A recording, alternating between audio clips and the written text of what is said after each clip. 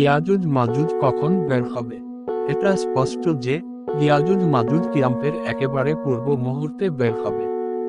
অনেকে মনে করেন ইয়াজুজ মাজুজ বের হয়ে গেছে, তাদের মতে তাতারিরাই হচ্ছে ইয়াজুজ মাজুজ, কিন্তু তাদের এ ধারণা একেবারেই ভুল। মহান আল্লাহ বলেন, জুলকারনাইন বললেন, এটা আমার পালনকর্তাদের অনুগ্রহ। যখন আমার পালনকর্তাদের প্রতিশ্রুত সময় আসবে, তখন তিনি এদের জন্য বিচূর্ণ করে দেবেন এবং আমার পালনকর্তাদের প্রতিশ্রুতি সত্য। আমি সেদিন তাদেরকে দলে দলে তরঙ্গের আকারে ছেড়ে দেব এবং সিংহায় ফুৎকার দেয়া হবে। অতঃপর আমি তাদের সবাইকে একত্রিত করে আনব। সূরা কাহাফ আয়াত নং ৯৮ ও ৯৯। নওয়াজ ইবনু সামানো রাব থেকে বর্ণিত। ঈসা দাজ্জালকে হত্যা করবেন, অতঃপর আল্লাহ আল্লাহ তার নিকট বলে প্রেরণ করবেন, আমার বান্দাদেরকে তুই পাহাড়ে ছড়িয়ে দাও। কেননা আমি এমন একদল বান্দা অবতীর্ণ করছি যাদের বিরুদ্ধে যুদ্ধ করার ক্ষমতা কারো নেই, তিনি বলেন। তারপর আল্লাহ ইয়াজুজ মাজুজের দল পাঠাবেন। আল্লাহ তার আলার পানি অনুযায়ী তাদের অবস্থা হলো, তারা প্রত্যেক ছুটে আসবে। সূরা আম্বিয়া আয়াত নং ৯৬। তিনি বলেন, তাদের প্রথম দলটি সিরিয়ার কাবারিয়া উপসাগর অতিক্রমকালে এর সমস্ত পানি পান করে শেষ করে ফেলল। এদের শেষ দলটি স্থান দিয়ে অতিক্রমকালে বলবে, নিশ্চয়ই এই জলাশয়ে কোন সময় পানি ছিল।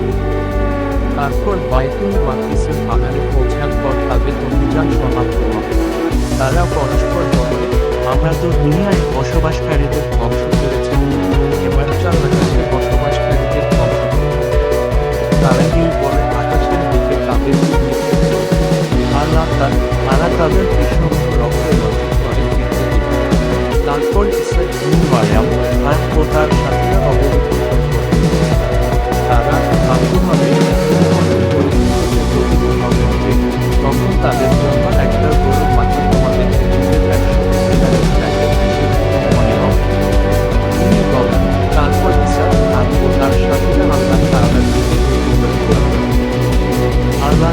আল্লাহ তখন ইয়াজুজ মাজুজ পাখির ধারে মহামারী নামক দিকের উপস্থিত হয়েছে।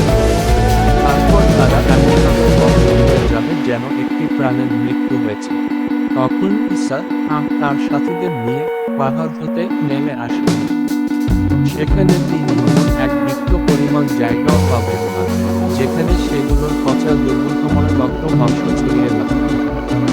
তারপর তিনি সাথীদের নিয়ে আল্লাহর নিকট স্থাপন। আল্লাহ তখন ঘরের ১ নম্বর ধার বিশিষ্ট এক প্রকার পাখি প্রেরণ করবে। সেই পাখি ওদের লাশগুলো তুলে নিয়ে প্রতি গর্তে নিক্ষেপ করবে।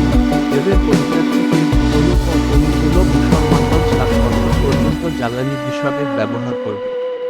তারপর আল্লাহ তাআলা এমন বৃষ্টি বর্ষণ করবেন যা সমস্ত ঘর বাড়ি, স্থলভাগ ও কঠিন মাটির স্তরে গিয়ে পৌঁছবে এবং সমস্ত পৃথিবী ধুয়ে মুছে আয়নার মতো ধকধকে হয়ে উঠবে।